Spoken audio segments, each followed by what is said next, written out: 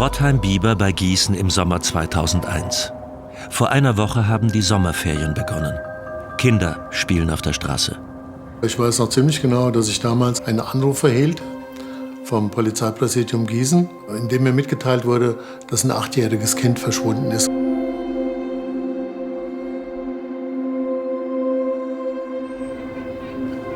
Bekannt war ja nur, dass das Kind zuletzt mit 2 Jungen gespielt hat auf dem Spielplatz. Und die Jungen, die wurden dann von ihrer Mutter geholt. Und jetzt war die Julia alleine. Darüber hinaus ist nichts bekannt, wo sie hingegangen ist, wo sie abgeblieben ist.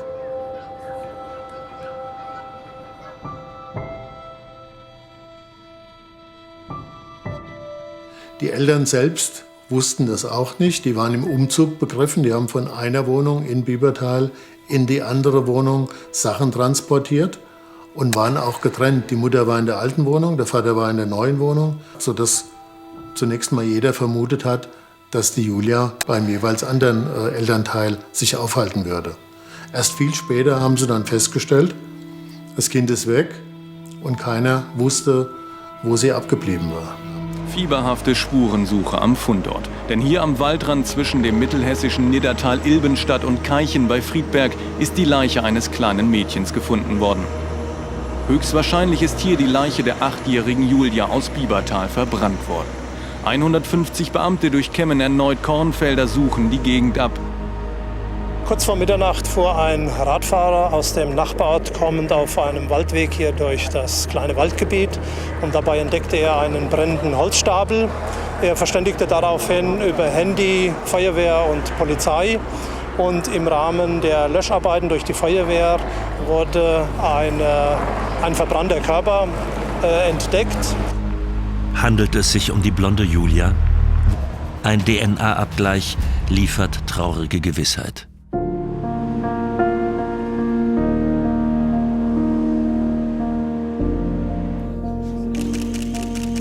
Am Abend war klar, es ist die Julia. Die ganzen Tage, in denen Julia verschwunden war, waren geprägt durch ein ständiges Ineinander von Verzweiflung und Hoffnung. Unser Verstand sagte, es wird Julia sein. Aber unser Herz sagte bis zum Ende eigentlich, wir wollen noch hoffen, solange wir noch keine definitive Nachricht haben. Jetzt, seit einigen Stunden, müssen die Eltern von Julia mit dieser Sicherheit leben, dass sie ihr Kind nicht wiedersehen.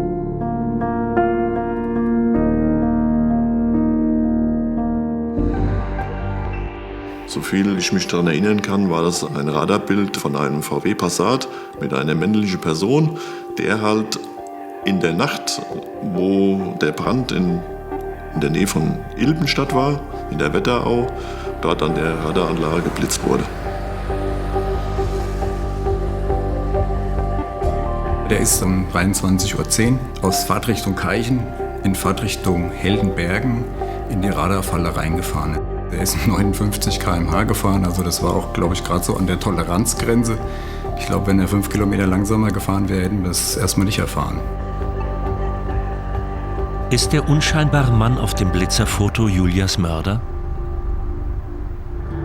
Tatsächlich wohnte er in Biebertal in der Dammstraße, direkt neben dem Spielplatz. Und dann erinnern sich die Ermittler an eine TV-Sendung vom 30.06. Zu sehen ist Thorsten V. am Tag nach Julias Verschwinden. Eine Fernsehreporterin befragt Nachbarn rund um den Spielplatz. Ja. Moment, Achso. Schärfe ziehen. Mitten beim Kern. Wie gesagt, die Polizei hat ganz viele Spuren und Hinweise und der Mörder ist immer noch auf freiem Fuß. Was haben Sie für ein Gefühl dabei? Ja, kein gutes. Ich habe auch eine kleine Tochter. Die ist zwar jetzt erst 5 Monate alt, aber trotzdem schon irgendwo, macht einem das schon nachdenklich. Ne? Macht schon Angst irgendwo. Vielen Dank.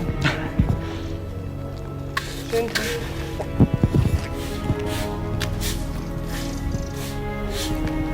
Wir haben uns schon sehr gewundert, ja, wie cool man, sag ich mal, so ein Interview geben kann in der Presse mit dem Wissen, dass da möglicherweise ein Leichnam im eigenen Keller liegt. Ja. Freitags war das Mädchen vermisst gemeldet worden oder verschwunden und der hat dann, glaube ich, einen Tag drauf eben das Interview gegeben. Ja. Das haben wir alle gesehen. Natürlich wundert man sich da, ja, aber so ist es halt.